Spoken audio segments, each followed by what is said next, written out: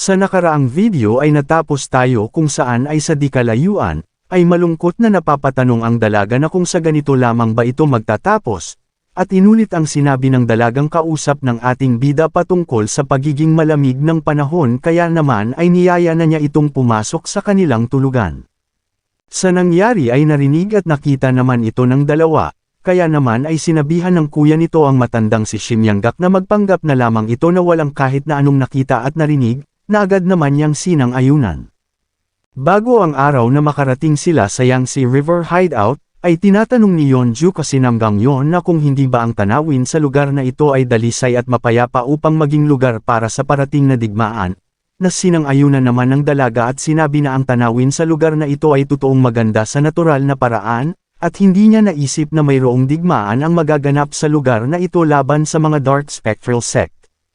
Nang bigla naman na tinawag niya si Yeonju upang ikagulat nito, at tinanong kung hindi ba ito nag-aalala para sa parating na digmaan bukas, dahil sa labis itong nag-aalala para sa kanya, na sinagot naman ng ating bida na hindi naman talaga siya nag-aalala sa bagay na iyon, ngunit ang mas ipinapag-aalala niya ay ang hindi niya ito makakasama kapag hinati na ang kanilang grupo. Natawa naman dito ang babae at sinabi na siya mismo ang nagtalaga sa kanya upang samahan ang kanyang kuya maging ang matandang si Shim Yanggak.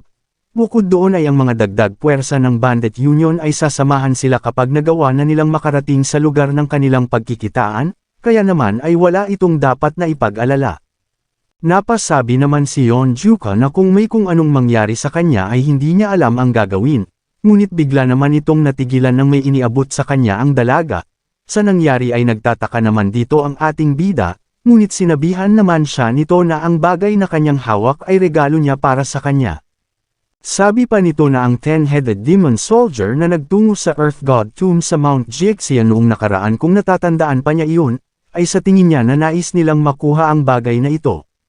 Napasabi naman ng ating bida na natatandaan niya ang bagay na ito. Mayroong mga sabi-sabi na ang mga miyembro ng Dark Spectral Sect ay nagagawang manakit para sa bagay na ito, kaya naman ay napapatanong siya na kung may pakinabang din ba ito sa kanya.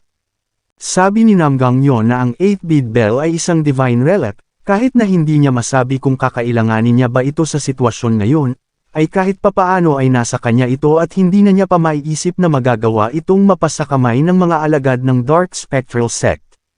Natawa na lamang dito ang ating bida at sinabi na sa palagay niya ay isa itong pampaswerte dahil sa ibinigay niya ito bilang isang regalo, kaya naman ay titignan na lamang niya ito upang hindi maisip na magkahiwalay sila, ngunit sabi nito na wala siyang kahit na anong maibibigay dito, kung alam niya na mangyayari ito ay dapat ay may kung ano siyang nadala. Sinabihan naman siya ng dalaga na kung hindi ba iniligtas siya nito sa isang 10-headed demon soldier na nagawang magpalit ng anyo noong nakaraan, kaya naman ay isipin na lamang niya na isang gantimpala ang isang ito, sa nangyari ay masaya na lamang niyang sinang-ayunan ang sinabi ni Namgangyeon. Sa sumunod na araw sa kagubatan malapit sa Yangtze River Hideout, ay habang naglalakbay ang ating bida kasama ng dalawa, ay namamangha naman ang isa at napapasabi na napakabilis ng ating bida, at ang magawang mahabol ito ay napakahirap kahit pa sa kanya, maging ang isa ay napasabi din na ito pala ang isang head sentinel ng Bandit Union, at ang kung sino na nagawang makasabay sa mga 10 greatest master. Nang natigilan naman sila nang tinawag sila ng ating bida at sinabi na kung hindi nila magagawang bilasan pa ay iiwanan na lang niya ang mga ito. Sa nangyari ay humingi naman ng pasensya ang mga ito at sinabi na susubukan pa nilang mas bilasan. Sa isip naman ng ating bida ay naiinis ito dahil sa hindi niya magawang makasama si Namgangyeon, at mas naiinis pa siya dahil sa pagiging mabagal ng mga ito. Ngunit sabi nito na kahit papano patungkol doon ay ayos lamang, dahil sa kasama nito ang kanyang kuya at maging ang matandang si Shim Yanggak, kaya naman kahit may magawang hamarang sa kanila, ay magagawa nilang maresolba iyon ng mabilis at nang sila-sila lamang. Sa kinaroroonan naman ng mga ito ay napapasabi naman ng isang babae na nais niya sanang makasama din ang Swordmaster na si Yeonju. Nang bigla naman siyang sinabihan ni Namgangyeon na dahil sa ngayon ay nasa oras sila ng digmaan na nakataya ang kanilang mga buhay, ay sinabihan siya nito na ituon ng atensyon sa bagay na iyon dahil sa malapit na silang makipagdigmaan, sa nangyari ay agad naman na humingi ito ng dispensa. Nang bigla naman na may napansin ang matandang si Yanggak, kaya naman ay agad nitong sinabi sa lahat na mayroong mga sumusunod sa kanila at mas mabilis ang mga ito kumpara sa inaasahan. Hindi naman pinaniwalaan ito ni Namgang Chian at sinabi na kahit pa mag-umpisa ang mga ito na humabol sa kanilang naging kuta, ay hindi agad makakasunod ang mga ito. Sa isip naman ni Namgang yon na base sa kanyang nakikitang pagsunod ng mga ito kahit pa tumatakbo na sila sa kanilang pinakamabilis, ay isa lamang ang ibig sabihin nito, nang bigla naman na sinabihan sila ng kuya nito na agad na huminto. Nagsalita naman ang dalawa at sinabi na sinong mag-aakala na dito nila sila makikita, bukod doon ay nais sana nilang atakihin sila mula sa kanilang likudan sakaling magawa nilang umatake sa kanilang hideout, at hindi niya alam kung bakit sinusubukan nila ang tumakas, ngunit hindi maganda ito para sa kanilang lahat dahil ang mga mangyayari ay hindi nakaayon sa kung ano ang nakaplano nilang gawin. Sabi pa nito na nais niyang magpasalamat dahil sa pagbibigay dito ng pagkakataon na makatakas sa lugar ng Earth God Tomb, ngunit hindi na sila pa makakaalis sa lugar na ito. Sa isip naman ng matandang si Yanggak na ito ay ang White Demon na si Juyu Sim, at ang Maimong Blood Killer na si Gok Ilgi, at base sa paglitaw ng mga miyembro ng Radiance Manor, ay ang ibig bang sabihin nito na ang Hundred-Headed Demon King ay nagsanib puwersa na? Ngunit sabi nito na ayon sa kanyang narinig na ang dalawang iyon ay hindi sumasang-ayon sa kagustuhan ng isa't isa. Nang napasabi naman ang isa na mukhang ang halimaw na Head Sentinel ay wala sa mga ito, kaya naman ay hindi na niya kailangan pa na magbigay ng signal sa kanyang mga kasama. Masaya naman na sinasabi ng mga kasama nito na wala na silang pag-asa pa na mabuhay, dahil ang lahat ng puwersa ng Radiance Manor ay nakatalaga na sa gubat na ito gaya ng kanilang nakikita. Nang napasabi naman ang dalawa na hayaan nilang siya ang magturo ng leksyon sa mga ito, patungkol sa pagkakamaling kalabanan ang Dark Spectral Sect. Naiinis naman na napasabi si Namgang Chian na kinonsidera na niya ang ilang mga bagay na mangyayari, ngunit ang mga bagay ay mas naging komplikado hindi gaya ng kanyang inaasahan, subalit sabi nito na kung hindi nila magagawang maresolba ang krisis na ito, ay dapat ay hindi na sila pa sumali sa magaganap na digmaan. Kaya naman ay matapang nitong sinabi sa mga kalaban na umpisahan na nila dahil sa haharapin nilang lahat sila. Bago nito sa lugar ng Yangtze River Hideout, ay sinabi ng isa na ang kanilang natagpuan ay ang mga ordinaryong scarecrow na nakasakay lamang sa bangka, at mukhang wala namang kahinahinala sa mga bagay na ito. Sa nangyari ay napasabi naman ang pinuno na sa totoo lamang ay nakakawalang gana ito, dahil bakit naisipan ng Head Sentinel ang tumakas na lamang matapos na magpunta sa kanyang teritoryo. Nang bigla naman itong napasabi na ngayon na naiisip na niya ito, ay hindi ba mukhang nauutakan siya ng mga iyon? Dahil ang Radiance Manor na dapat ay aatake mula sa kanilang mga likudan ay ang kanilang unang makakaharap. Ngunit sabi niya na hindi mangyayari iyon, dahil ang matalo sa isang iyon na kapwa niya Hundred-Headed Demon ay isang ganap na kahihiyan. Kaya naman ay tinawag nito ang kanyang Black Shadow Squad, at inutusan na agad na umalis upang puntahan ang batang si Yonjuka, at ang kung sino ang makakapagsabi sa kanya ng kinaroroonan ng Head Sentinel ay bibigyan niya ng pabuya. Dagdag pa nito na kung sino naman ang magawang makahuli kay Yonjuka, ay magkakamit ng kapangyarihan ng Ten-Headed Soldier agad-agad, dahil dito ay masiglang sinang-ayunan ito ng lahat. Habang papaalis naman ang lahat, ay sa isip nito na hindi niya kailangan na magmadali, dahil kung ang isang iyon ay ang kung sino na madaling mahulog sa walang kwentang patibong, ay wala itong karapatan na magtungo sa kanyang hideout sa una pa lamang. Ilang araw bago ito, ay ibinalita ng isang Hundred-Headed Demonic King ang patungkol sa ating bida. Kaya naman ay napatanong ito na kung talaga bang ganun kalakas ang tinatawag nilang Yonjuka, na sinang-ayunan naman ng isa at sinabi na kung naalala ba niya ang sinabi nito noon sa kanilang pagpupulong kasama ng ibang mga Hundred-Headed Demonic Kings 3 taon na ang nakakalipas. Sinabi niya doon na walang kahit na sino ang magagawang makahadlang sa mga Hundred-Headed Demonic Kings kapag ang mga ito ay nagpakita na sa mundo ng Miriam bukod sa mga 10 Greatest Master, ngunit base sa kanyang naalala, noon ay isa na itong halimaw, isang halimaw na may kakayahang wasakin ang kanyang Shadow Silang Soul Snatching Demonic Art. Ilang taon na ang nakakalipas mula ng araw na iyon, kaya naman ay hindi nito maisip kung gaano na ba siyang naging mas malakas, nasaksihan na nito ang katotohanan at nais nitong iwasan na makalaban siya. Sa nangyari ay inasar naman siya nito at sinabi na hindi niya naisip na uurong din ang bayag ng isang Wung Jade Wei, At parang nais na niyang ikahiya na siya ay isa din sa mga 100-headed demonic soldier kagaya niya. Nagalit naman itong sinabi na tumawa lamang ito hanggat nais niya, dahil ang saya sa mukha nito ay mabubure kapag nagawa niyang makaharap ang isang iyon. Sabi pa niya na kung ang labanan na ito ay hindi na magagawang maiwasan pa, ay naniniwala siya na kailangan ng iligpit ang isang iyon sa lahat ng paraan, at base sa oportunidad na mayroon siya, at kahit hindi pa nito nais ang ideya na ganito, ay sila sa Radiance Manor ay nais na makisama sa parating na digmaan, dahil dito ay sinang-ayunan naman ito ng babae at sinabi na titignan nila kung sino sa kanilang dalawa ang unang makakakuha ng ulo ng Head Sentinel.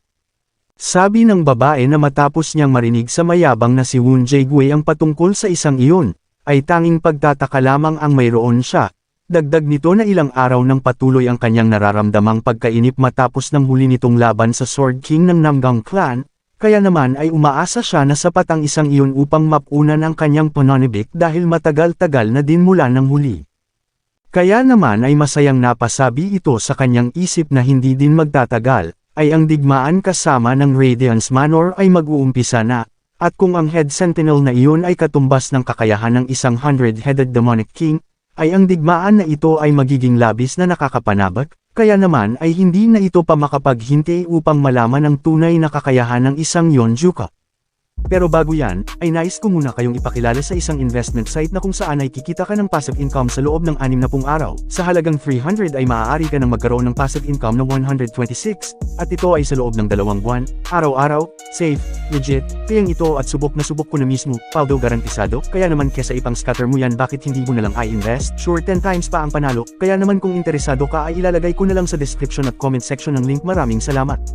Sa kasalukuyan naman sa lugar ng kagubatan, ay sinasabi ng ilan sa mga miyembro ng Dark Spectral Sect na huwag nilang bigyan ng mga ito ng oras upang makapanlaban dahil sa tanging 4 lamang ang mga ito, at kailangan nilang durugan sila sa sabayang pag-atake. Matapos na sumugod ang mga ito ng sabay-sabay, ay wala namang nagawa si Namgang Chian kung hindi ang mapasalag na lamang dahil sa dami ng mga ito. Subalit sabi nito na hindi nila siya magagawang matatalo ng ganun lamang kadali, kaya naman ay agad niyan iniwasiwas ang kanyang sandata. Nang matapos ay naiinis naman siyang napapasabi sa kanyang sarili na ang pinaka-problema nila sa sitwasyon na ito ngayon, ay hindi nila magawang matukoy kung sino sa kanila ang isang 10-headed soldier, at sa ganitong sitwasyon na wala si Yonjuka, ay kung ang isa sa mga ito ang magpalat ng anyo bilang isang mabangis na halimaw, ay silang lahat ay magagawang mapaslang.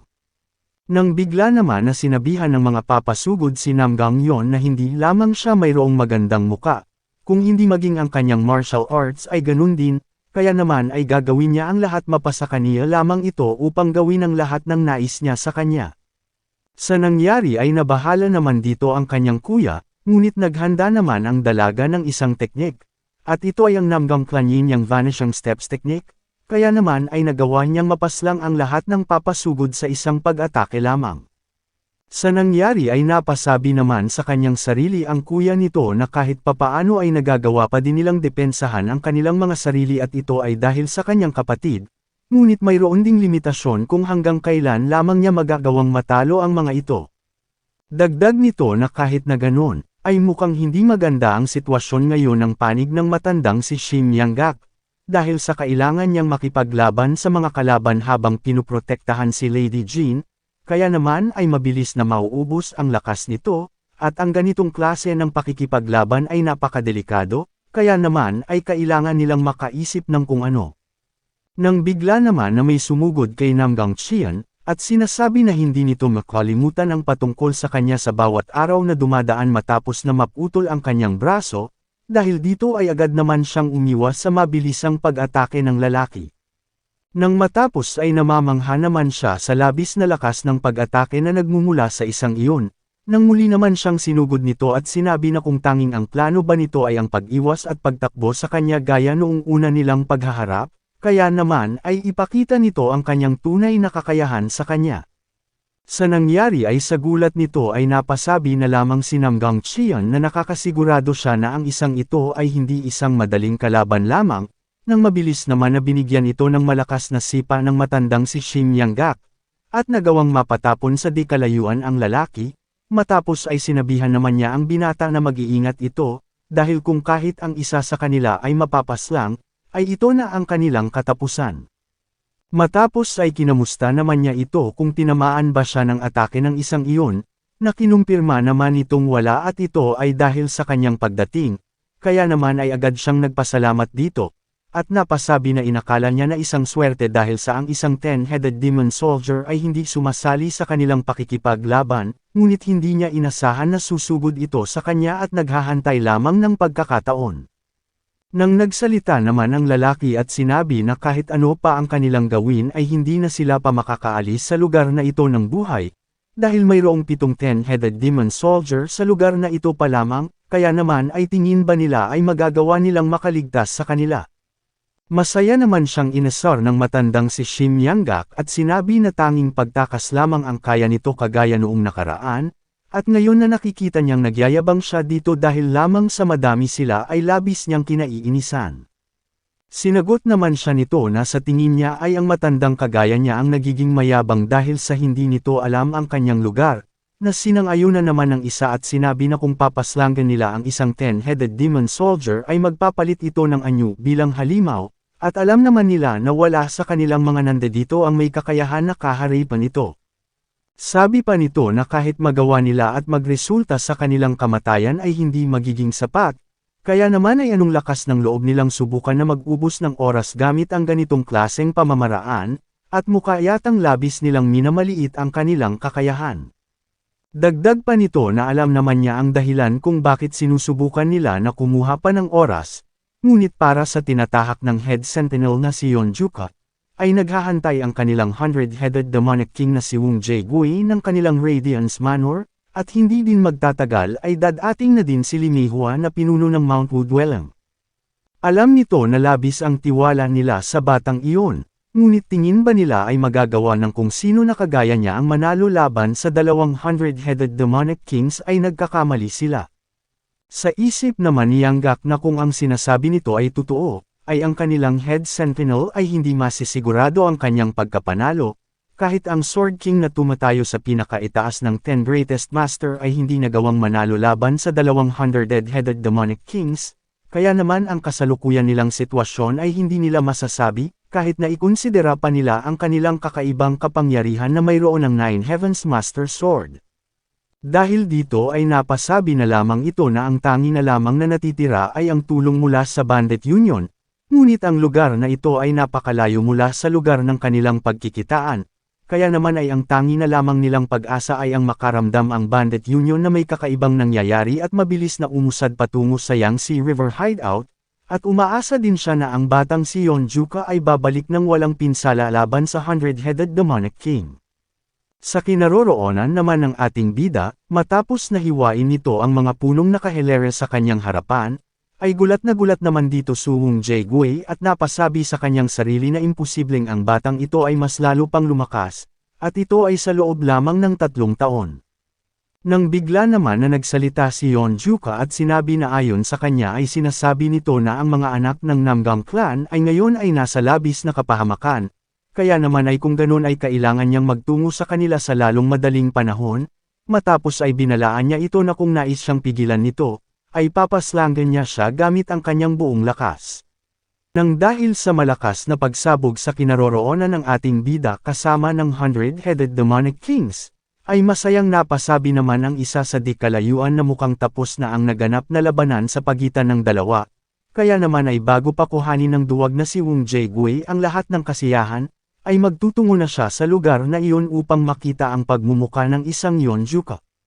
Sa kinaroroonan naman ng ating bida, ay dahil sa pagkamatay ng ilan sa mga 10-headed demonic soldier, ay ang mga ito ay sabay-sabay na nagsipagbago ng kanilang mga anyo bilang mga halimaw. Sa nangyari ay namamangha naman sa nakikitang ito ang 100-headed demonic king, at napasabi sa kanyang isip na ayon sa kanyang narinig na kapag ang mga 10-headed soldier ay nagawang mamatay, ay ang mga ito ay nagpapalit ng kanilang mga anyo bilang mga halimaw, at tunay nga ang bagay na iyon, at kahit ang kanilang sect master ay hindi sinabi ang katotohanan na ito sa kanilang mga 100-headed demonic kings. Sabi pa nito na marahil ay maaaring ang anyong ito ay ang sekreto sa transcendent power ng mga hundred-headed demonic kings. Nang bigla naman siyang sinabihan ni Yonjuka na noon at maging sa ngayon ay palagi pa din siya nitong ginagalit. At kung noon ay pinalagpas lamang niya siya, ay ngayon ay hindi na, kaya naman ay nag-umpisa na itong magpalabas ng kanyang malakas na aura. Kaya naman ang magawang sumugod ng mga ito sa kinaroroonan ng ating bida, ay sinabi nito sa hundred-headed demonic kings na ipapakita niya sa kanya kung ano ang mangyayari kapag ginalit siya. Matapos ay mabilis na kumilos si Yonjuka, at gamit ang kanyang Nine Heavens Master Sword second phase, Unbound Earth Technique, ay matagumpay niyang napagpira-piraso ang mga kasamahan nito na nagbagong anyo bilang mga halimaw. Sa nakitang iyon naman ng dalawang kasama ng ating bida, ay hindi sila makapaniwala, dahil sa nagawa nitong paslangin ang napakadaming mga halimaw gamit lamang ang isang pag-atake. Dagdag pa ng isa na alam niya na tunay na mayroon itong malahalimaw na lakas, ngunit ang ganitong kapangyarihan ay mas nakakatakot kumpara sa lahat ng kanyang mga nakita, at napapatanong na kung ang batang ito ba ay hindi pa nagpapamalas ng kanyang buong lakas hanggang ngayon. Nang matapos naman ang ating bida sa pagharap sa mga ito, ay tinawag naman niya ang dalawa at tinatanong kung bakit nakatayo pa din sila at nakatulala ng matagal, dahil kailangan nilang mabilis na magpatuloy sa kanilang pupuntahan at samahan ang mga nag-aabang na puwersa ng Bandit Union. Sa nangyari ay agad naman na humingi ng paumanhin ang dalawa at sinabi na magpapatuloy na sila sa kanilang misyon gaya ng kung anong napag-usapan. Nang bigla naman na nagtanong ang hundred-headed demonic king na kung sino ang may sabi na maaari silang makaalis, at mukhang minamaliit siya nito dahil sa nangyari sa kanilang laban 3 taon na ang nakakalipas, ngunit ngayong araw ay ipapakita niya dito ang tunay na takot na hatid ng isang hundred-headed demonic king ng Dark Spectral Sect. Matapos na umatake nito ay galit niyang sinabi na walang ni isa sa kanila ang magagawang makaalis sa lugar na ito ng buhay, ngunit nang tatama na ito sa dalawang kasama ng ating bida, ay mabilis naman niyang winasak ito, at sinabi na kung nagtatanong siya na kung sino ang nagsabi, ay siya mismo at inuutusan niya ang mga ito. Sa nangyari ay nagulat naman dito ang hundred-headed demonic king dahil sa bilis na taglay nito, at napapatanong kung sa papaanong nagawa nitong mapawalang bisa ang kanyang pag-atake sa ganong klase ng distansya. Matapos ay sinabihan naman siya ni Yonjuka na ngayon ay masyado pa siyang abala, kaya naman ay kailangan nitong umalis sa kanyang dadaanan, o ang mamatay sa kanyang harapan, at kailangan niyang mamili sa dalawang iyon.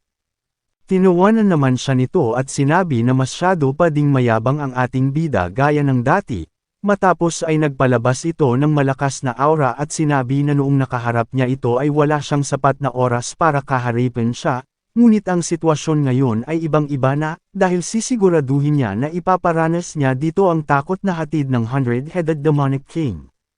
Sa kinaroroonan naman ng kanyang mga kasama, ay patuloy pa din ang ginagawa ng mga miyembro ng Radiance Manor sa pag-atake sa kanila, kaya naman matapos na umiwas ni Namgang Xian sa pag-atake, ay sa isip nito ay napapasabi siya na sa ganitong kalagayan, ay maaaring maubos ang kanyang lakas. Nang bigla naman siyang sinabihan ng isa na mukhang hindi pa din ito sineseryoso ang kanilang labanan, at kung sakaling mapaslang niya siya ng ganito lamang, at kahit magtagumpay siya sa kanyang nais na paghihiganti, ay hindi siya nakakaramdam ng kahit na anong kasiyahan, kaya naman ay tinanong nito si Namgang Xian na kung nasaan na ang kakayahan ng taong nagawang makaputol ng kanyang braso, at kung gaano pa ba katagal ang gagawin niyang mga pag-iwas sa kanya. Sinabihan naman sila nito na umaakto lamang silang matatapang dahil sa lamang ang mga ito pagdating sa bilang, at kung hindi sila magbabagong anyo bilang mga halimaw, ay kanina pa sana niya nagawang tanggalan sila ng kanilang mga ulo. Nang bigla naman siyang tinawag ng kanyang kapatid at sinabi na kung tatagal pa ang ganitong sitwasyon, ay mas magiging mapanganib na ito para sa kanila, dahil sa mas marami ang mga kalaban kumpara sa kanilang inaasahan, bukod pa doon ay ang iba sa mga ito ay mga nasa level na ng 10-headed demonic soldier, kaya naman ay mayroong limitasyon kung hanggang kailan lamang nila magagawang makatagal sa mga ito. Sabi pa nito na sa kabilang banda sa kinaroroonan ni Yonjuka, ay nakakasigurado siya na nasa kaparehas lamang din nilang sitwasyon, at masyado pa silang malayo sa kanilang napag-usapan na tagpuan, at kahit pa maramdaman ng mga puwersa ng Bandit Union ang kanilang nagiging sitwasyon at magtungo sa kanila upang sumuporta, ay magiging huli na.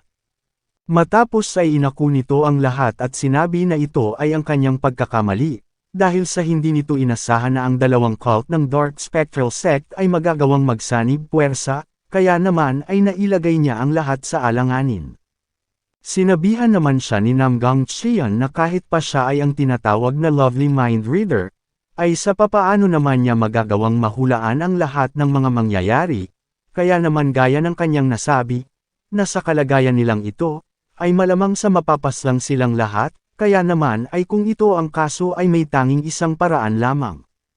Matapos ay sinabi ni Namgang Chian na ang tanging paraan ay ang wasakin ang pagkakapalibot ng mga ito sa kanila, at personal na tawagin ang puwersa ng Bandit Union para sa karagdagang suporta, kaya naman sinabi nito na gagawa siya ng paraan, kaya naman ay ang lahat ay sumunod sa kanya.